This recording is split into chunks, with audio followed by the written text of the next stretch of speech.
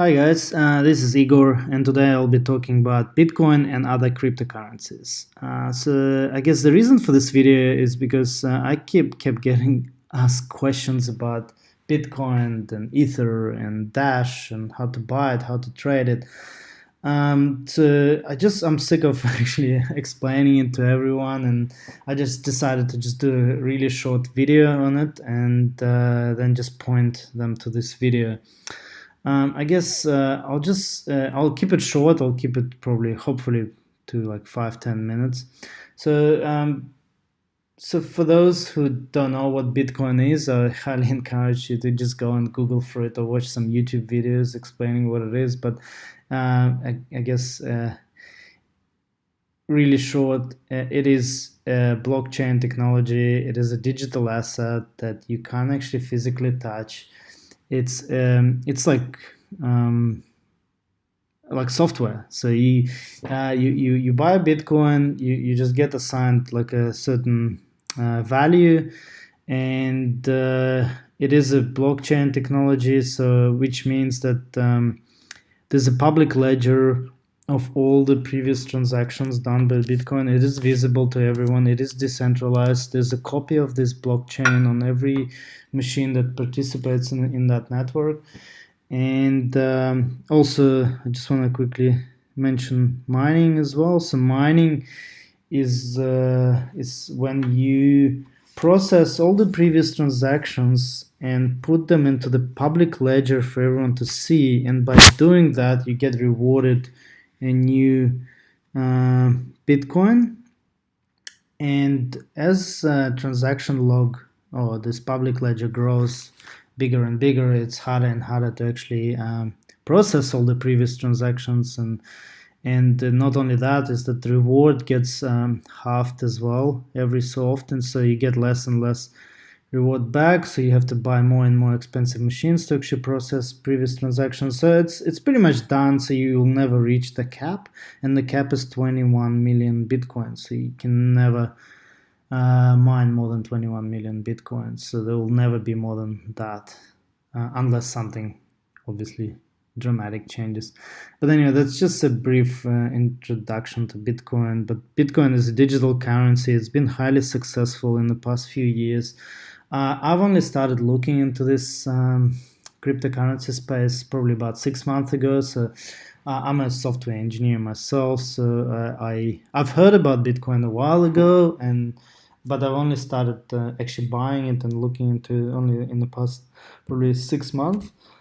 So I bought my Bitcoins when they're quite low, probably about 700 Australian dollars. But now they are up to about 1300 or 1200. It's been dropping actually recently, but it'll probably go back up. Anyway, I guess why people ask me all these questions about how to get Bitcoins, I'm not sure, but I think the reason is that all the material you find online is tailored to US. So there's not much info there how to actually get it in Australia.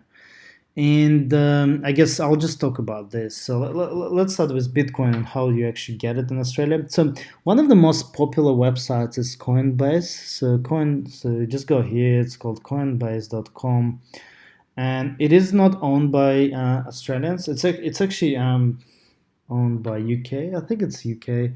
But anyway, it's one of the most popular and trusted websites to buy Bitcoin, which is good. Yeah, they give you fairly reasonable price. It's not the best, but they give you good price. But what I found the problem is that you have to upload your passport details and your license details to actually start the account, which I'm not really comfortable uploading my very personal details to some UK website. So I don't really use them much. They are quite good. They've got the mobile app. I do buy some Ether from them, not Bitcoins, but Ether, which I'll get back to a bit later.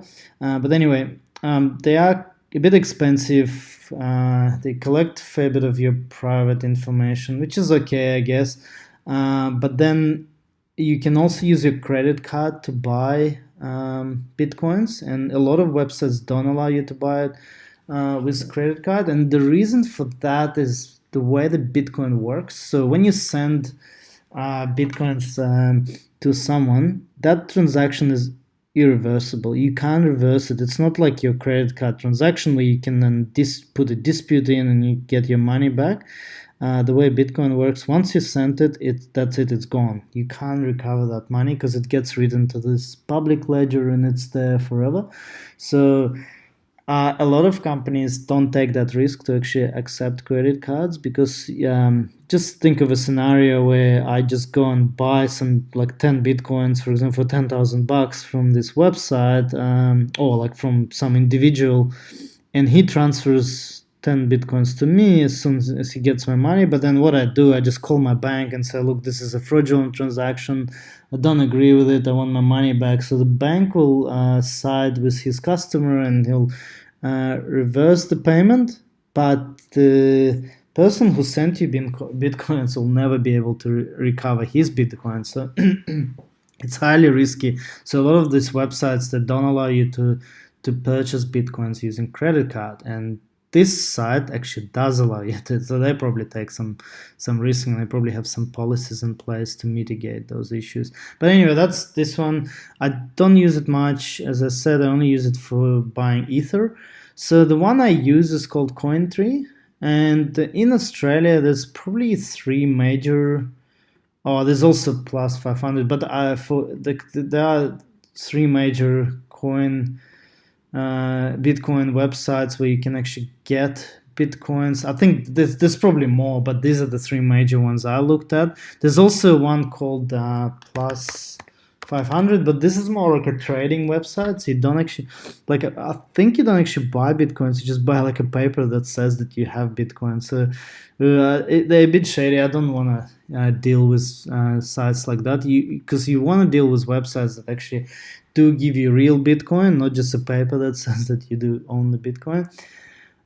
So there's three. There's like bitcoin.com.au. This one is by far the most probably quoted website. I find that media like news.com.au, this Morning Herald, they all quote this website usually when they have any Bitcoin news. And I find it a bit expensive. So it is like, so at the moment it's what, $12.63 for one Bitcoin, $12.63 Australian dollars for one Bitcoin. But Cointree, for example, this is my favorite website in Australia. This is like $12.46, so it is lower. It's like $20 lower. So, and if you buy like in big amounts, it does make a difference. And then there's also this one called CoinSpot. It is probably comparable to the bitcoin.com.au, but they allow you to buy other other coins. So Ethereum, Dash, Ripple. Cointree doesn't sell other coins, but you can convert your Bitcoins that you bought into those alternative currencies. Anyway, so use this one to sign up. I'm not affiliated with them. I'm not getting any money from them. I'm not getting any commissions. So just do your own research, find the website you like, but I like this one. You just go, you put your email, you create a password, you sign up, and then you just upload a photo of you holding a driving license.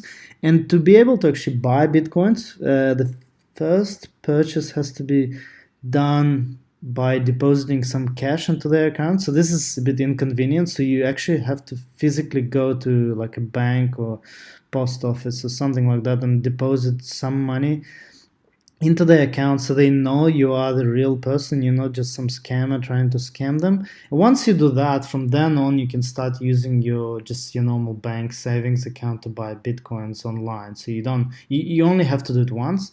So you do that, you deposit some money, you buy some Bitcoins, and then it is highly recommended to move the money from that online account into your local wallet. So that's what's called hot and cold storage. So keeping your money in one of those exchanges is called hot storage. Because it is risky to hold it. If a website gets hacked, you can lose all your Bitcoins easily. So what you need to do is you go to bitcoin.com or just search just type like Bitcoin wallet and just download like an existing Bitcoin wallet. It's just a little software that runs on your computer. But I highly recommend getting the Exodus wallet. So Exodus wallet.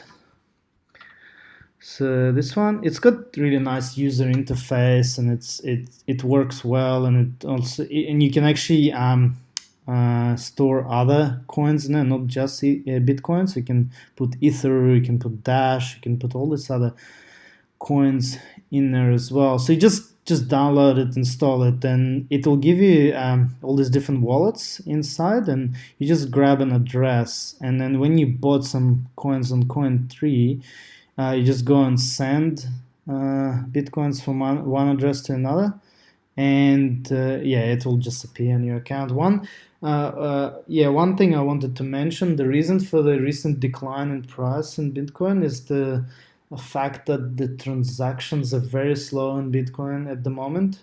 So because the difficulty of the processing of all the previous transactions just keeps increasing, they have this big backlog of transactions still. So it actually takes in some instances 1 to 2 hours to actually process Bitcoin transactions. So from the moment you send the transaction, you send your Bitcoin to your wallet, to the moment when you actually receive it, it may take up to 2 hours. And what Cointree allows you to do is just for a slightly higher fee. I think it's about like 10 cents or 20 cents per transaction.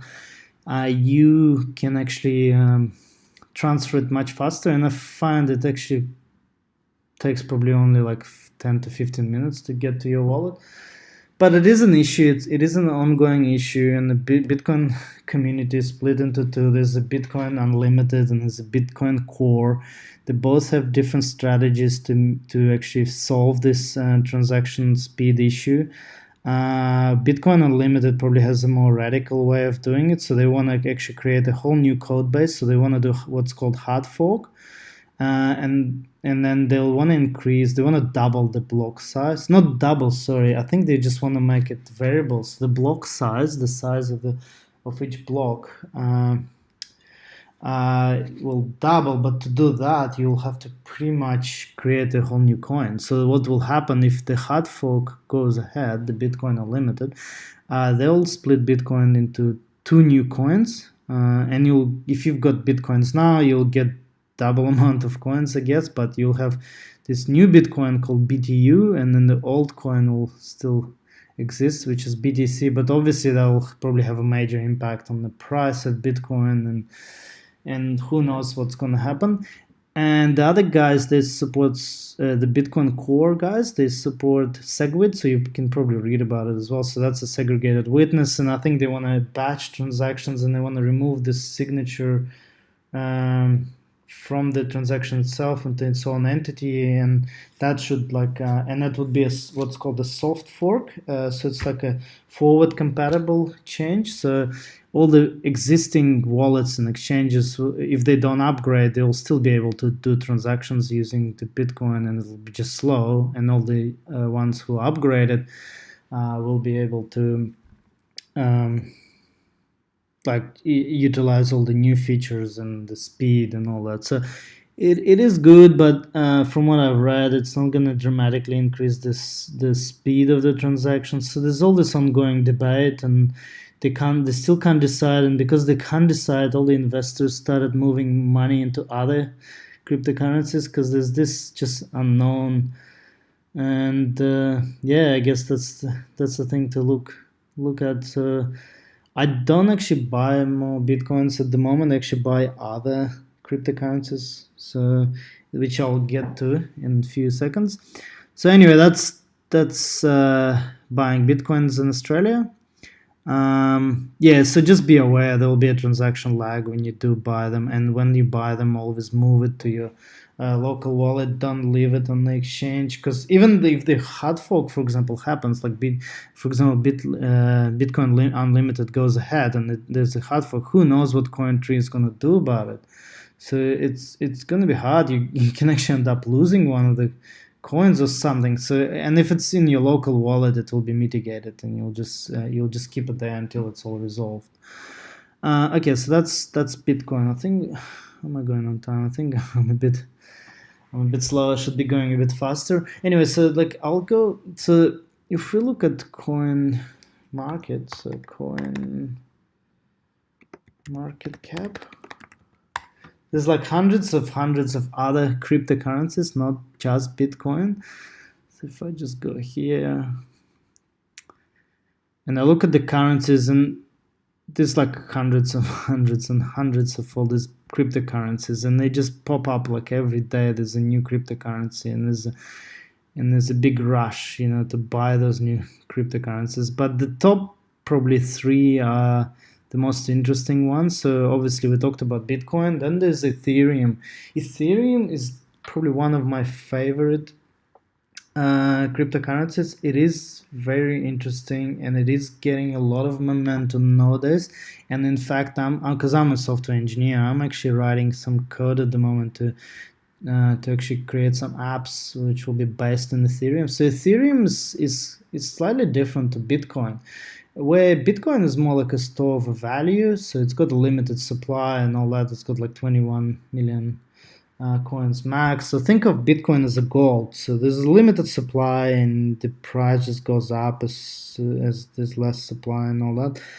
But Ethereum is more like fuel. It's more like oil or gas, they call it. So the whole Ethereum itself is a platform for building decentralized apps. And to actually run those apps, you need fuel, you need gas. And to get gas, you buy Ether, and then you convert that Ether into whatever coin or whatever token you want to convert it to. So in theory, the price of Ethereum shouldn't rise dramatically. Like, I don't think it will go up a lot. It will probably stay around $50 mark or $60 mark. But I don't know, who knows? Like, if there's obviously less supply of it, people will if there's a big demand on it, less of a supply, it'll go up. But the whole idea of Ethereum is to be more like a fuel. So when you write all those decentralized apps using Ethereum platform, you can just so I'll actually have it open somewhere. So this is the Ethereum website, and they talk about all this decentralized apps and how it will work in the future. And there's been now more and more apps built on this Ethereum platform, which looks very positive. And to run those apps, you need Ether, you need that fuel. So yeah, it's very interesting, and I'm definitely spending some time learning more about Ethereum. So it's much faster as well to transfer. So nowadays, instead of getting Bitcoin like from Coinbase or from this CoinSpot, for example, website, Cointree unfortunately doesn't sell Ether directly. You have to get Bitcoin and then convert it into Ether. But it's like CoinSpot and Coinbase, you can actually buy some Ether and then you transfer it, and it's so much faster. It only takes like probably 10-15 minutes, and they're going to improve it as well. There's this thing coming out called Casper, which is by the end of this year, which will improve it even further. So it will be almost instant payments and transfers. So that's very interesting. So you can buy Ether on Coinbase website. Once again, if you don't put your passport in, or only supply driving license, then there's only like $250 limit a week to actually. So which I don't like. So I do buy coins here sometimes. Ethereum. It is a bit expensive. I found with a lot of these Australian websites, you're actually paying a bit of a premium to buy Bitcoin or Ethereum or Dash. And then not only that, you then send it somewhere else, you convert it back to Dash or Bitcoin, and then it just like adds up, and you end up paying probably 20 or 30% of the actual price of the coin. But I guess you're just hoping that it will go higher. So yeah, it's a bit of a risk, but anyway. So that's Ether. So recently I've been improving my portfolio, and I've been buying more Ether.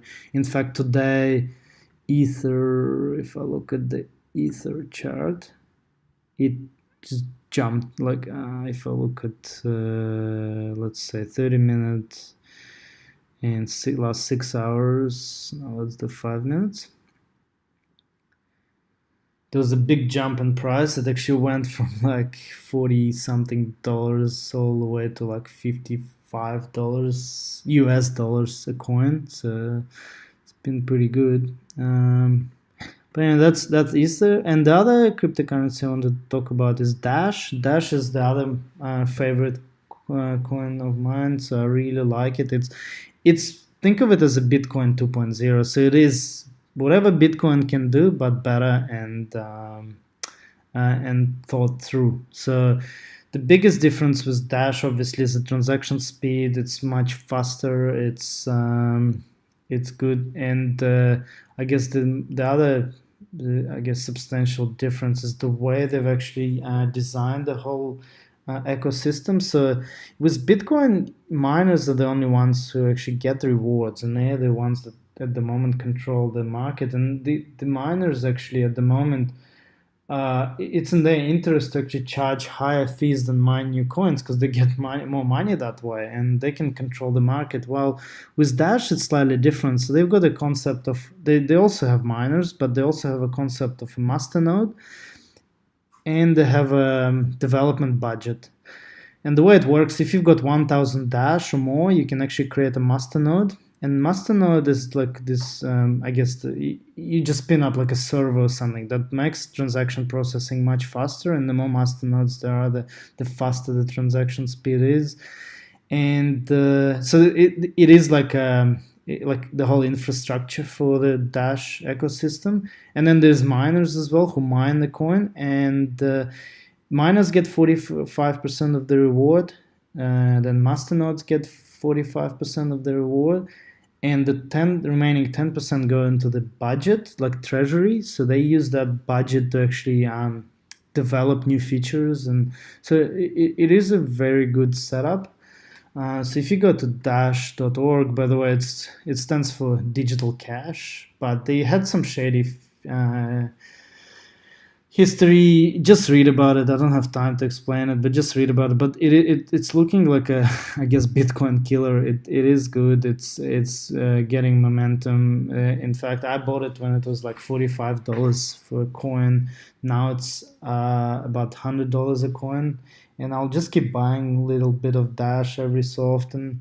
It looks like it's gonna take off, and I've seen some videos they're saying it's probably gonna reach about $200 a month. But look, this is not an investment advice. I don't take my words for it. Just do your own research and invest in what you think is the best. But I do invest mostly in Ethereum and Dash, and so that's Dash, which is really good. They're also introducing like a credit card, but it will only work in US. I think it's this one. So it will be like a debit card. It will be Dash branded one, so you can actually put your Dash on it and start spending it. I think it will only work in US in the beginning, but who knows what's gonna happen later. So the other thing with Dash is that the masternodes get a chance to vote, and they can get a chance to put proposals forward. So there's this there's not a website. There's this page where you can actually see all the proposals that are getting put. So if I just search for Dash budget budget, I guess. So there's a budget, and there's a public available website where you can see all the masternodes putting proposals in, and you can see others voting on it or commenting on it, and whether it's gonna go ahead or not. And you can see all these features are getting implemented. So it makes it so much better than Bitcoin. Well, with Bitcoin, this ongoing debate how they're gonna fix the transaction speed issue. While with Dash, it's so much better. Like, it is a bit centralized, I guess, in the sense that there's one body that controls it, but it is voted by masternodes, and you can become a masternode if you want to invest. Obviously, it's a bit expensive now. It's like you need at least 1,000 Dash, and it's about $100 per Dash. So you need at least $100,000 in cash to invest in it. But when you do that, you end up getting, I think it's like 3 or 4 Dash a day or so, or 1.9. I think, I can't remember what it was, but it is a bit of money, and it will just keep increasing as the price of Dash will keep increasing. So it is a good investment, I guess, but I just don't have that money to pay for it. Anyways, this is Dash, and you can only, in Australia, you can only buy Dash on this coinspot.com.au at this stage. It is a bit expensive, so if we look at it now, it's like 138 Australian dollars, while on Poloniex, it's only 98 US dollars. So if we convert it, just better be careful. You have to, oh, sorry, not zero, xc.com. So just be careful, like you are paying a lot of premium in Australia, but it may be worth it, like if you're investing long term. So if I put Australian dollar and I convert 100, so it'll be about 130 something, yeah, 131, and on their website you're paying 138, and if you're buying a lot, if you're buying like, you know, like 5-10 Dash, it adds up, and you end up paying like probably 80 or like $100 extra for getting Dash. So sometimes you gotta watch the price, and I guess if you go to one of those trading websites, my favorite one is Poloniex. So you go to poloniex.com and you look at the prices, look at the charts, and see what's doing well, and you decide what you want to get. If Ethereum is doing well, then you don't buy it, I guess. Like you want to buy on the low. So if Dash is low, you buy Dash, and then you wait for it to go higher, and then you can sell it and buy Ether. So I mean, I'll probably talk about trading in my next video, but in this video I think that's probably it. And there's all these Dash alternatives as well. There's one called nam.io. That's an interesting one as well. It's very similar to Dash, the way it's set up. It's just cheaper at the moment, so he probably, I don't know, if you feel adventurous, you can probably invest into it. I'll also talk about this one probably in my next few videos. It's just how to set up a wallet, how to actually mine some Nemcoin. And another one is PIVX, which is like a private send. It's been going nuts like last week. I think it went from like a couple of cents to like almost $1, and so it had like 500% appreciation in a few days, and then it dropped again. So it is about 40 cents now, I think, or 50 60 US cents at the moment a coin, but like just 2 days ago it was like up to $1, and who knows what's gonna happen. But they claim to be better than Dash, so they even have this comparison table which says like where they're better, and so it's supposed to be like Dash 2.0. So if Dash is Bitcoin 2.0, then this is like Bitcoin 3.0. Who knows what's gonna happen? They may go broke. Who knows? It was a bit of an unsustainable growth. Like it went like from almost like 20 cents to $1 in just 2 days, and then it dropped. So I bought it when it was like 50 cents a coin. It is about 60-70 cents now. Who knows what's gonna happen? I'll probably buy a bit more of this just to play with it. It looks interesting.